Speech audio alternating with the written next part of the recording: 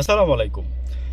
রুমিন ফারহান আপনার আজকে ওনার সরাইল আপনার ম্যাজিস্ট্রেটের সামনে, হ্যাঁ, সরাইল অন্যদের স্কুলে আমি পড়াশোনা করছি। তো ওইখানে আমার বাবার চাকরির সুবাদে আমি ছিলাম বাবার সাথে। তো ওইখানে আপনার অন্যদের স্কুলে, সরি, সরাইলে আজকে ম্যাজিস্ট্রেটকে উনি আঙ্গুল দেখায় কথা বলছে। প্লাস আপনার 40,000 টাকা ওনার একজন আহ, সমর্থককে আপনার জরিমানা করা হয়েছে। কেন? রুমিন ফারহান বলছে যে আমি বললে আপনি এখান থেকে যাইতে পারবেন না, আমি যদি বলি। তো যাই হোক, এগুলো আসলে কথা প্রসঙ্গে রুমিন ফারহান বলে ফেলছে, বা স্লিপ অফ টাং। হ্যাঁ, তো রুমিন ফারহানের যে হ্যাডাম আছে এটা আমরা জানি। রুমিন ফারহান হ্যাডাম নিয়েই চলে। আর রুমিন ফারহানকে আমি আরেকটা কথা বলছি, যেহেতু ব্রাহ্মণবাড়িয়া আমার আসন, তো আমি জানি রুমিন ফারহানের হ্যাডাম নিয়েই চলে।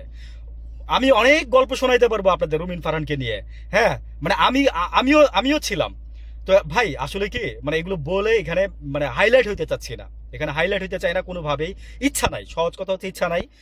দুইটা গরিব মানুষের জন্য, মানে গরিব মানুষ যাতে ভালো থাকে। আমার কথা হচ্ছে কি জানেন, জামাতের জন্য দেখেন না, ইদানিং একটু কথা বলি। কেন বলি জানেন? জামাতের প্রতি একটা আস্থা আছে। জামাত ইনসাফ কায়েম করতে জানে। ইনসাফ এই শব্দটার মূল্য কতজন জানেন? মানে ইনসাফ শব্দটার অর্থ কতজন জানেন? জানেন না, অনেকেই জানেন না। কিন্তু জামাতের মধ্যে অনেক ব্যক্তি আছে যারা ইনসাফ শব্দের অর্থটা জানে। তো ইনসাফ কায়েম করতে গিয়ে কিন্তু আজকে দেখেন হাদির ভাই, হ্যাঁ, মানে হাদি ভাই আজকে গুলি খাইলো।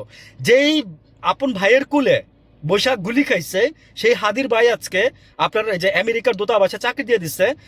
মানে পররাষ্ট্র মন্ত্রণালয়ে উনি মনে করেন যে চাকরি নিয়ে খুশি, ভুলে গেছে সবকিছু। তা আমরা কাদের জন্য কথা বলবো?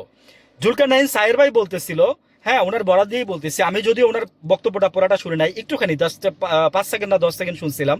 তো উনি বলছিল যে যোগ্যতা কি আছে ওই ছেলেটা নিয়ে যে ওখানে বসাইছেন আপনারা। আমিও তো বলি, সবটা শুনলে বলতে পারতাম আপনাদের বিস্তারিত।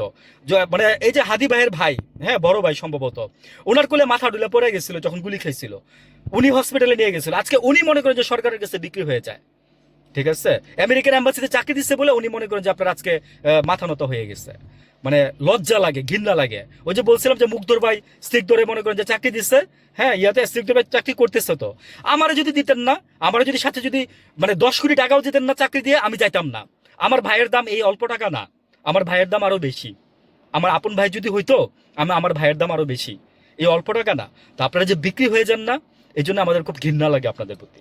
বুঝছেন? ভালো থাকবেন। আর রুমিন ফারহান জিতে আসবে, এই ব্যাপারে কনফার্ম থাকেন। রুমিন ফারহান আপু, আমি আপনার একটু সাবধানতা অবলম্বন করে দিয়ে বলতেছি।